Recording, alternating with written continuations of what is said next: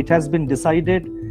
that the second purchase of government securities for an aggregate amount of rupees 35,000 crore, I repeat, for an aggregate amount of rupees 35,000 crore under GSAP 1.0 will be conducted on 20th May.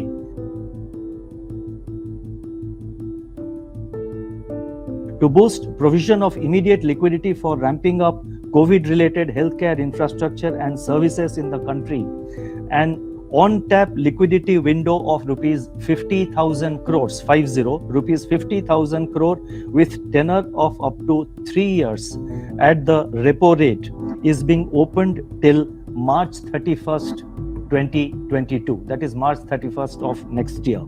Under the scheme, banks can provide fresh lending support to a wide ranging of entities including vaccine manufacturers, importers and suppliers of vaccine and priority medical devices, hospitals and dispensaries, pathology labs, manufacturers and suppliers of oxygen and ventilators,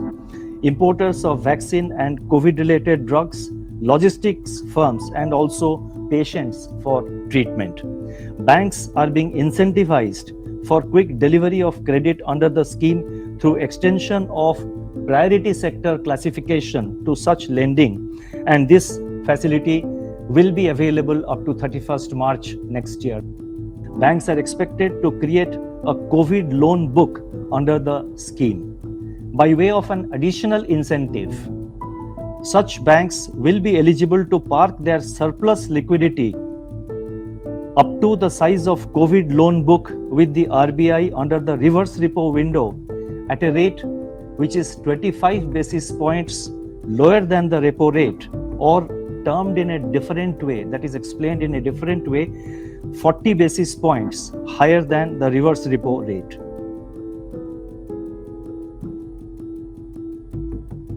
To provide further support to small business units, micro and small industries and other unorganized sector entities who are adversely affected during the current wave of the pandemic,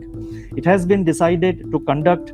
special 3-year long-term repo operations, that is 3-year SLTRO of rupees 10,000 crore at repo rate for the small finance banks to be deployed for fresh lending of up to rupees 10 lakh per borrower.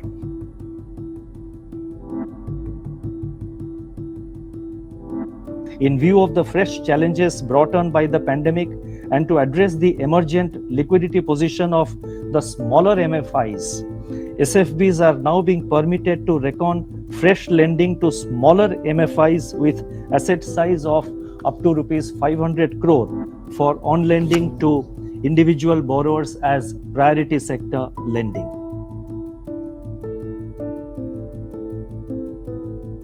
Individuals and small businesses and MSMEs having aggregate exposure of up to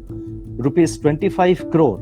and who have not availed restructuring under any of the earlier restructuring frameworks, including the Resolution Framework 1.0 of RBI dated 6th August 2020, and who were classified as standard as on 31st March 2021, shall be eligible to be considered under the Resolution Framework 2.0. Restructuring under the proposed framework may be invoked up to 30th September and shall have to be implemented within 90 days after invocation. In respect of, and the second component, now I am proceeding to the second component of this set of announcement. In respect of individual borrowers and small businesses who have availed restructuring of their loans under the Resolution Framework 1.0, where the resolution plan permitted moratorium of less than 2 years, lending institutions are being permitted to use this window to modify such plans to the extent of increasing the period of moratorium and or extending the residual tenure up to a total of 2 years. Other conditions will continue to remain the same. Keeping in view the COVID-related restrictions in various parts of the country,